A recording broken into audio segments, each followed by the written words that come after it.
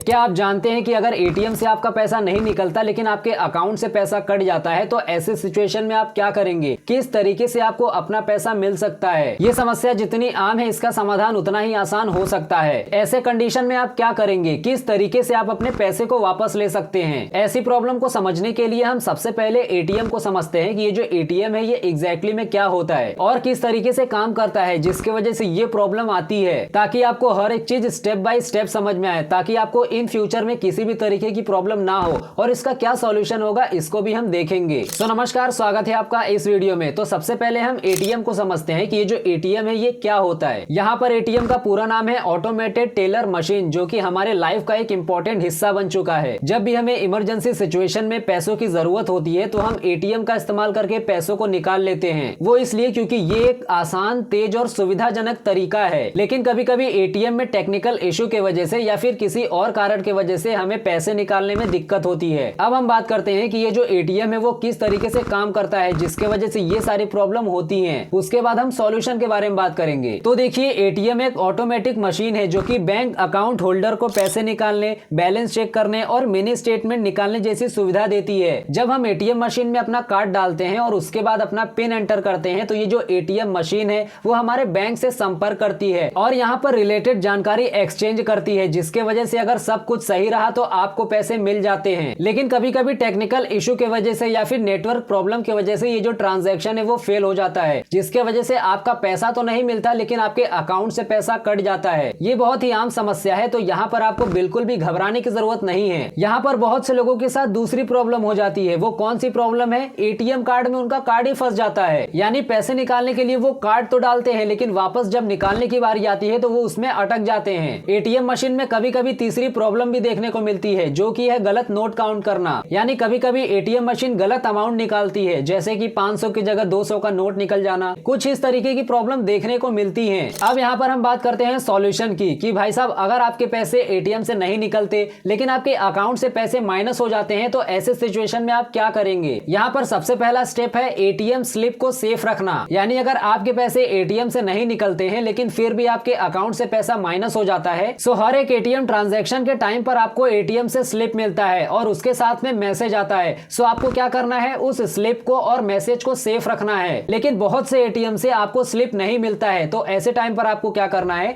जो भी आपका मैसेज आया हुआ होता है उसको आपको सेफ रखना है। ये चीजें आपके पास सबूत के तौर पर रहेगी, जिसके वजह से क्या होगा, जब भी आप बैंक में कंप्लेंट डालने जाएंगे तो ये चीजें आपकी मदद करेंगी। यहाँ पर दूसरा स्टेप है बैंक से तुरंत संपर्क करना। यानी यहाँ पर आपका दूसरा कदम होगा अपने बैंक से संपर्क करना, जिसमें आप कस्टमर सर्विस को कॉल कर सकते हैं या फिर आप अपने नजदीकी बैंक के ब्रांच में जाकर सारी बात को अच्छे तरीके से बता सकते हैं। यानी उनको इन्फॉर्म कर सकते हैं कि आपने एटीएम से पैसे निकालने की कोशिश की लेकिन आपके पैसे एटीएम से नहीं निकले, लेकिन इसके बावजूद भी आपके खाते से पैसे कट गए। यहाँ पर तीसरा स्टेप है अपने कंप्लेंट को रजिस्टर करना। यानी अपने बैंक के कस्टमर सर्विस के जरिए शिकायत दर्ज करना। फिर उसके बाद बैंक आपको एक शिकायत नंबर देगा जिस पर आप अपनी कंप्लेंट को डाल सकते हैं। यहाँ पर ज्यादातर चांसेस होते हैं कि ये जो बैंक है ये आपके प्रॉब्लम को सॉल्व कर देते हैं, लेकिन बहुत बार आपको आगे तक जाना पड़ता है। यहाँ पर आपके कंप्लेंट डालने के बाद बैंक को आपके पैसे वापस करने के लिए ज्यादा से ज्यादा 7 दिन तक समय मिलता है। यहाँ पर चौथा स्टेप है ऑनलाइन शिकायत पोर्टल का इस्तेमाल करना। यानी अगर आपके बैंक की तरफ से किसी भी तरीके का जवाब नहीं मिलता है तो आप अपने बैंक के ऑनलाइन शिकायत पोर्टल का इस्तेमाल कर सकते हैं। इसके अलावा आप आरबीआई यानी रिजर्व बैंक ऑफ इंडिया के तहत बैंकिंग लोकपाल से भी आप संपर्क कर सकते हैं। अब यहाँ पर बात आती है कि यहाँ पर आपका पैसा कब मिलेगा। तो देखिए, आरबीआई के दिशा निर्देशों के हिसाब से अगर एटीएम से निकाला हुआ पैसा आपको नहीं मिलता है लेकिन आपके अकाउंट से पैसा कट जाता है तो बैंकों को 7 दिन के अंदर आपको पैसा देना होगा। अगर बैंक यहाँ पर आपको आपका पैसा वापस नहीं करता है इस टाइम लिमिट के अंदर, सो आपको हर एक दिन 100 रुपए का मुआवजा मिलेगा उस बैंक के तरफ से, जब तक ये पैसा आपको वापस नहीं मिल जाता। यहाँ पर एक चीज का और ध्यान देना कि ये सारी चीजें करने से पहले आप अपने मोबाइल में वापस से एसएमएस चेक कर लेना कि कहीं वापस पैसा ऑटोमेटिक आ तो नहीं गया है,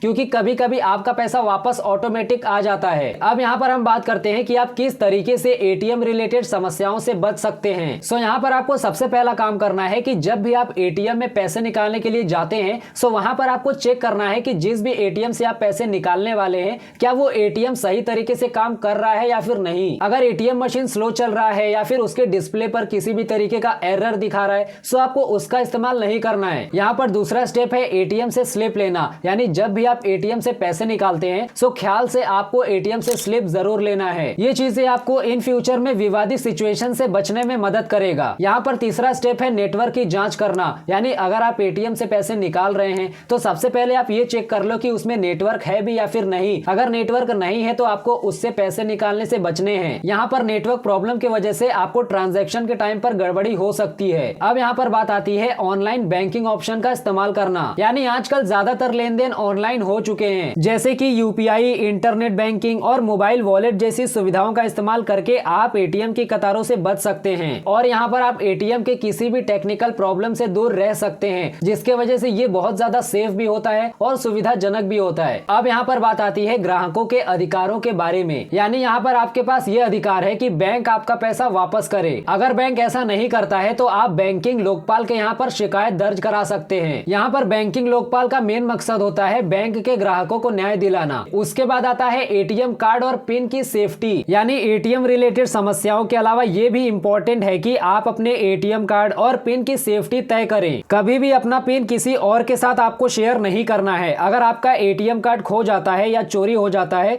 तो तुरंत आपने बैंक को कांटेक्ट करना है ताकि कार्ड ब्लॉक किया जा सके, जिसके वजह से आपका पैसा सेफ रहे। यहाँ पर वापस से एक बार पॉइंट्स को हाईलाइट कर देता हूँ। यहाँ पर सबसे पहला पॉइंट है एटीएम ट्रांजैक्शन के टाइम पर आपको हमेशा एटीएम रिसिप्ट लेना है। अब यहाँ पर दूसरा पॉइंट है कि अगर आपको किसी भी तरीके का बैंकिंग रिलेटेड प्रॉब्लम होता है तो आपको सीधे बैंक से संपर्क करना है। यहाँ पर तीसरा पॉइंट है ऑनलाइन बैंकिंग ऑप्शन का इस्तेमाल करना, जैसे कि यूपीआई, इंटरनेट बैंकिंग और मोबाइल वॉलेट एटसेट्रा। अब यहाँ पर लास्ट में बात आती है कंक्लूजन की। तो देखिए, एटीएम से पैसे निकालना आज के दौर में एक बहुत ही आम और सुविधाजनक प्रोसेस है, लेकिन कभी कभी इसमें टेक्निकल प्रॉब्लम आ सकती है। सो यहाँ पर आपको घबराने की जरूरत बिल्कुल नहीं है। आप अपने पैसे को सही तरीके से प्रोसेस को फॉलो करके पा सकते हैं। ऐसी समस्याओं से बचने के लिए सतर्कता और आपके पास सही जानकारी होना बहुत ज्यादा जरूरी है। सो आई होप आपको सारी चीजें अच्छे तरीके से समझ में आ गई होंगी। बाकी हम फिर मिलते हैं नेक्स्ट वीडियो में। तब तक आप हंसते रहिए, खेलते रहिए और मुस्कुराते रहिए।